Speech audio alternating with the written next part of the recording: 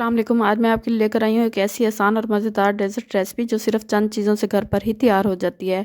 Chocolate bread delight. ना oven की ज़रूरत ना ज़्यादा मेहनत, बस ब्रेड और चॉकलेट गनाश से तैयार करें एक ऐसी डेज़र्ट जो देखते ही मुंह में पानी ले आए। अगर आपके घर में अचानक मेहमान आ जाएं या आपको कुछ मीठा खाने का दिल करे तो ये रेसिपी आपके लिए परफेक्ट है। जल्दी बनने वाली, बजट फ्रेंडली और जायके में लाजवाब। अगर आप चैनल पर न्यू हैं तो please channel Zayka and care को सब्सक्राइब कर लें, क्योंकि यहाँ आपको मिलती हैं इजी और budget friendly recipes. Chocolate bread delight बनाने के लिए सबसे पहले मैंने फ्रेश ब्रेड के स्लाइसेस लिए हैं। अब एक छोटी कटोरी की मदद से मैंने हर स्लाइस को एक कोने से प्रेस करके गोल शेप में कट कर लिया। अगर आपके पास बाउल है तो आप उससे भी कट कर सकती हैं। इससे हमारे डेजर्ट की प्रेजेंटेशन खूबसूरत और प्रोफेशनल लगेगी। इस तरह मैंने 4 स्लाइसिस को कट कर लिया है, जो बाद में लेयरिंग करते वक्त बहुत ही खूबसूरत लगेंगे। ये छोटा सा टिप आपके डेजर्ट को सादा से हटकर एक ख़ास और बेकरी स्टाइल लुक देता है, तो इसे ज़रूर फॉलो कीजिएगा। इसके बाद हम घर पर ही चॉकलेट गनाश रेडी कर लेते हैं। इसके लिए मैंने 2 टेबलस्पून कोको पाउडर लिया है, 2 टेबलस्पून शुगर लिए है। इसकी क्वांटिटी आपने सेम ही रखनी है। और साथ मैंने 1 टेबलस्पून कॉफ़ी पाउडर लिया है। अगर आपके पास कॉफ़ी पाउडर अवेलेबल है तो वेल एंड गुड, नहीं तो आप इसको स्किप भी कर सकते हैं।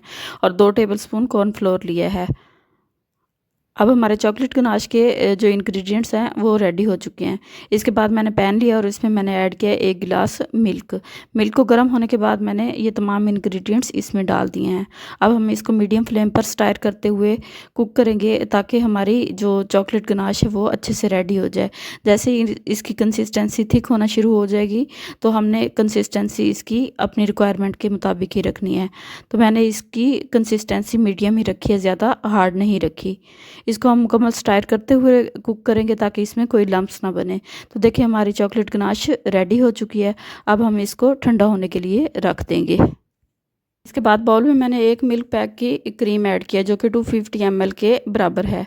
इसमें मैंने ऐड किया 1 टीस्पून शुगर और इसको मैनुअल बीटर की मदद से अच्छे से बीट किया, ताकि शुगर मेल्ट हो जाए और इसकी कंसिस्टेंसी बिल्कुल बैलेंस हो जाए।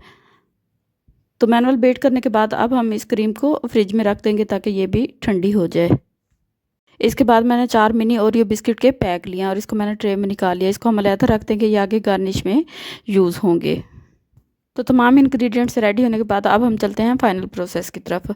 तो मैंने एक पूरा स्लाइस ब्रेड का लिया और कट किए हुए स्लाइसिस को मैंने साइडों से अरेंज कर दिया और इसको हार्ट शेप दे दिया है। हार्ट शेप देने के बाद मैंने इसके ऊपर जो गरम मिल्क है वो पोर कर दिया है, ताकि ब्रेड हमारी सॉफ्ट हो जाए और मेल्ट इन माउथ हो जाए। तो ब्रेड के ऊपर मिल्क पोर करने के बाद अब हम चॉकलेट गनाश की लेयर लगाएंगे। स्पैचुला की मदद से तमाम ब्रेड स्लाइसिस के ऊपर फैला देंगे, ताकि तमाम ब्रेड पे अच्छे से ये फैल जाए और इवेंचुअली कवर हो जाए। तो देखें एक लेयर इसके ऊपर कवर हो चुकी है। अब हम सेम कट किए हुए ब्रेड के स्लाइसिस इसके ऊपर रख देंगे और एक और लेयर लगाएंगे ब्रेड की। देखें लेयर लग चुकी है। अब हम अगेन इसके ऊपर चॉकलेट गनाश की लेयर लगाएंगे और इस पे हमने ज़्यादा पोर करनी है और किनारों से भी हमने कवर कर देना है। तो देखें तमाम ब्रेड के स्लाइसिस जो हैं वो चॉकलेट गनाश से कवर हो चुके हैं। अब हम इसको 15 से 20 मिनट के लिए फ्रिज में रख देंगे, ताकि चॉकलेट ठंडी हो जाए और बिल्कुल अच्छे से ब्रेड के ऊपर सेट हो जाए। 20 मिनट के बाद देखिए चॉकलेट अच्छे से सेट हो चुकी है ब्रेड स्लाइसिस के ऊपर। अब हम मिल्क पैक की क्रीम जो कि हमने बीट करके रखी थी इसके ऊपर डाल देंगे और इसको भी हमने फैला देना है। तमाम क्रीम फैलाने के बाद देखें क्रीम और चॉकलेट का कॉम्बिनेशन कितना मज़े का लग रहा है। अब हम मिनी ओरियो बिस्किट से गार्निश करेंगे किनारों से। आप अपनी मर्ज़ी के मुताबिक किसी तरह भी गार्निश कर सकते हैं। ओरियो बिस्किट से गार्निश करने के बाद मैंने चॉकलेट गनाश को पेपर में डालकर इसकी रफली शेप क्रिएट कर दिया और साथ ही मैंने स्प्रिंकल से इसको गार्निश किया। तो हमारी मज़ेदार चॉकलेट डिलाइट बिल्कुल रेडी हो चुकी है। 15 मिनट के लिए और फ्रिज में रखें, ताकि चॉकलेट और क्रीम अच्छे से सेट हो जाए। 15 मिनट बाद इसे निकालें। देखें इसकी प्रेजेंटेशन बिल्कुल बेकरी स्टाइल लग रही है, स्मूथ, शाइनी और बहुत ही दिलकश। अब इसे खूबसूरत तरीके से सर्व करें और इंजॉय करें।